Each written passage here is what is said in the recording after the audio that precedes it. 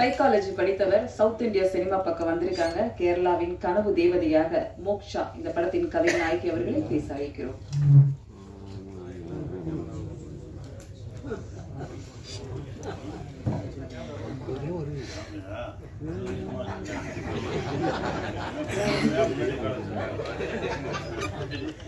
எல்லாருக்கும் நமஸ்காரம். আমি আপনাদের সবাইকে খুব ভালোবাসি। எல்லா directors, media friends, எல்லாருக்கும் நமஸ்காரம். நான் moksha. I really feel extremely privileged and lucky to get into Tamil film industry through this film, Ramam Raghavam. So little emotional, little tensed.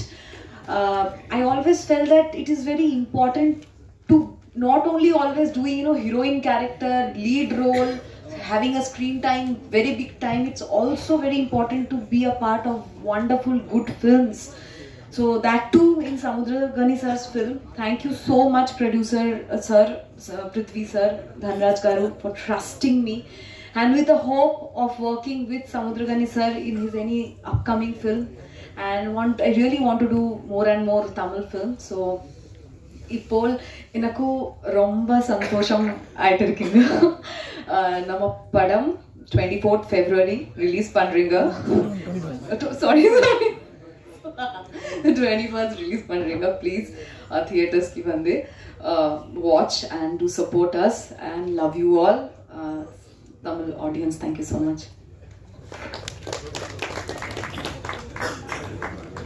Thank you moksha. நிறைவாக நான் பேச அழைக்கிறோம். திக்கி திணறு தேவதை என்ற பாடலின் மூலமாக கோடம்பாக்கத்தில் பேச வைத்த பாடலாசிரியர் முருகன் மந்திரம் அவர்களை சில வார்த்தைகள் பேச அழைக்கிறோம். மேடையில் இருக்கும் அனைத்து முன்னவர்களுக்கும் முன்னோடிகளுக்கும் என்னுடைய இனிய மாலை வணக்கம். அரங்கத்தில் இருக்கின்ற அனைத்து ஊடக சொந்தங்கள் உறவுகள் அனைவருக்கும் இனிய வணக்கம். ஏன்னா தம்பி சொன்ன மாதிரி நானும் அங்கேருந்து இங்கே வந்திருக்கேன். அது ரொம்ப ரொம்ப எப்போவுமே திரும்ப திரும்ப நான் சொல்லுவேன். அது எனக்கு மகிழ்ச்சியான பெருமையான சந்தோஷமான விஷயம். ஸோ இந்த ராமம் ராகவம் படத்தில் நான் ஒரு பாடலாசிரியராக இணைந்திருக்கிறேன். ரொம்ப ரொம்ப சந்தோஷம். முதல்ல இந்த வாய்ப்பை எனக்கு கொடுத்ததுக்கு தன்ராய் சாருக்கு ரொம்ப ரொம்ப நன்றி. தன்ராய் சாரை பார்க்கும்போது எனக்கு முதல் முறையாக அவரை வந்து அவருடைய தோற்றம் பார்க்கும்போது எனக்கு என்ன பார்த்த மாதிரி தான் இருந்துச்சு. அப்படி ஒரு அன்பான மனிதர். இந்த மனிதரை எனக்கு அறிமுகப்படுத்தி வச்ச தம்பி குணாவுக்கு என்னுடைய நன்றியை இந்த நேரத்தில் சொல்லிக்கிறேன். குணாவும் டைரக்ஷன் பண்ணிட்டான். அடுத்த படம் அவனோடது வருது. அதுக்கும் என்னோட வாழ்த்துக்கள். அவனும் டைரக்டர் ஆகிறான். அண்ட் இந்த இந்த படத்தோட மியூசிக் டைரக்டர் அருண் சில்வேரு இன்னைக்கு அவர் இங்கே வரல, சார் வரல. அவருக்கும் என்னோட நன்றியை நான் தெரிவிச்சுக்கிறேன். அதுக்கப்புறமா இந்த பாடல் நான் எழுதிய அந்த பாடலை பாடியிருக்கக்கூடிய தம்பி ஸ்ரீகாந்த், அவருக்கும் என்னுடைய நன்றி சொல்லிக்கிறேன். தன்ராய் சார் வந்து எனக்கு இந்த பாடலுக்கான வந்து கமிட் ஆனதுக்கப்புறமா இந்த பாடலுக்கு சிச்சுவேஷன் எப்படி சொல்வார், அவர் தெலுங்கு, நான் தமிழில் இருக்கேன், எப்படி எனக்கு சிச்சுவேஷன் சொல்வார், எப்படி புரிஞ்சுக்க முடியும், யாராவது டிரான்ஸ்லேட்டர் இடையில தேவைப்படுமா அப்படின்னு எனக்கு ஒரு டவுட் இருந்தது.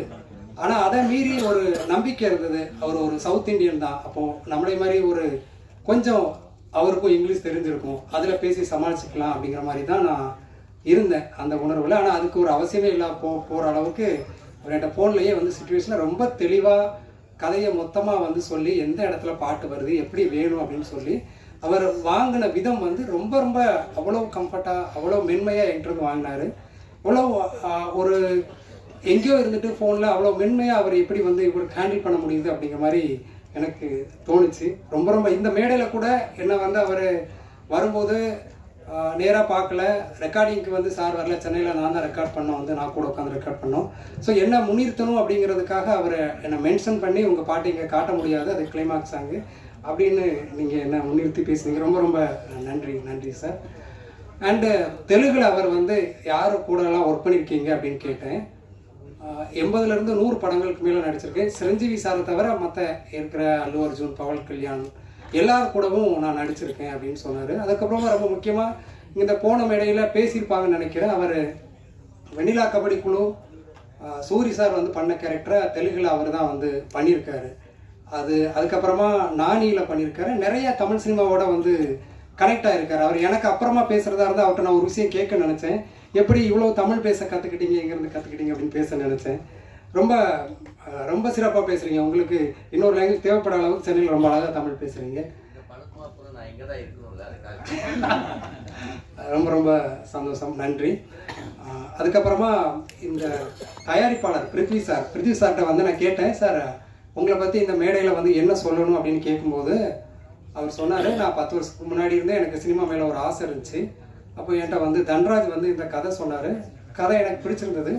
அப்புறமா அடிஷ்னலாக வந்து சமுத்திரக்கனி சார் நடிக்கிறாருன்னு சொன்னார். அவ்வளோதான், ஓகே படம் பண்ணலாம் அப்படின்னு சொல்லிட்டு பண்ணிட்டேன்.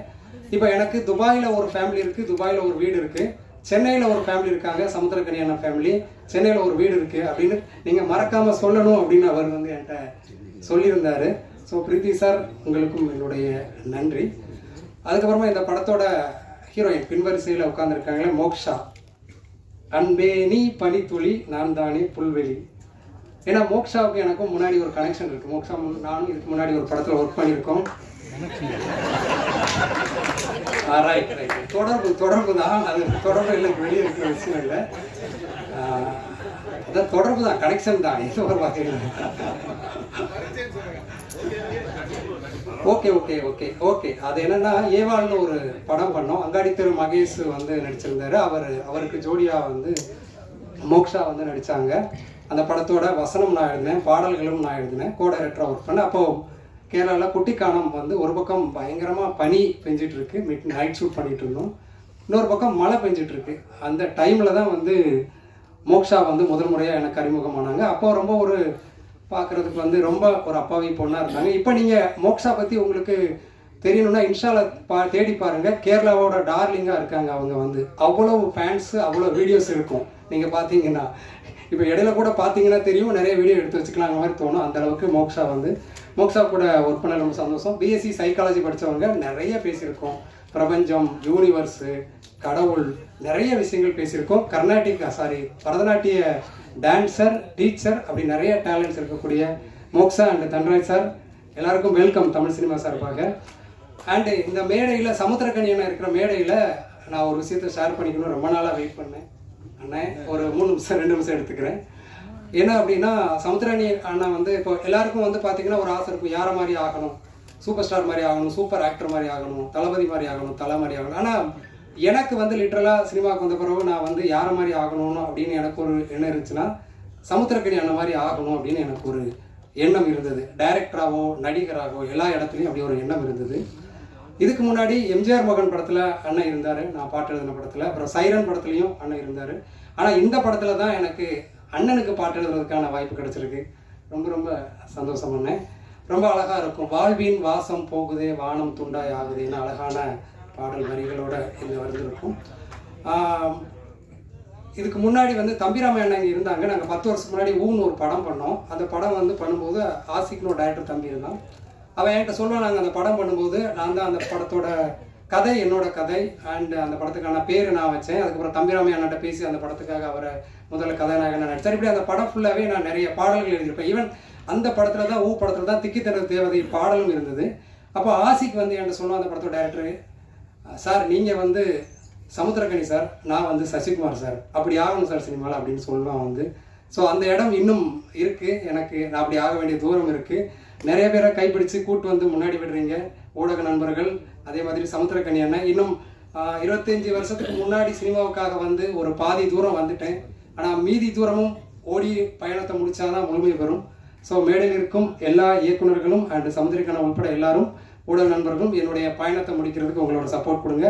இந்த படம் வந்து ரொம்ப பிரமாதமான ஒரு எமோஷனலான ஒரு சென்டிமெண்டான ஒரு படம். முழு கதை எனக்கு தெரியுறதுனால சொல்கிறேன். ஸோ கண்டிப்பாக வந்து எல்லாரும் சப்போர்ட் பண்ணி இந்த படத்தை வெற்றி பெற வைங்க. நன்றி. நன்றி உரை வழங்க அண்ணன் சமுத்திரக்கனி அவர்களை அழைக்கிறோம்.